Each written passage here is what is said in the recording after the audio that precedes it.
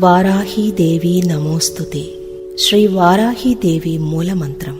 ఓం ఐం హ్రీం శ్రీం ఐం గ్లౌం ఐం. నమో భగవతి వార్తాళి వార్తాళి వారాహి వారాహి వరాహముఖి వరాహముఖి. అందే అందిని నమః. రుందే రుందిని నమః. జంబే జంబిని నమః. మోహే మోహిని నమః. స్తంభే స్తంభిని నమః.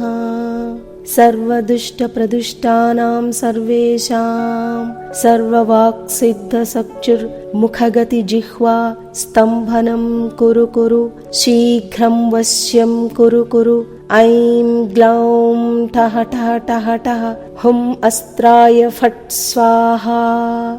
ఇది శ్రీ వారాహిదేవి మూలమంత్రం.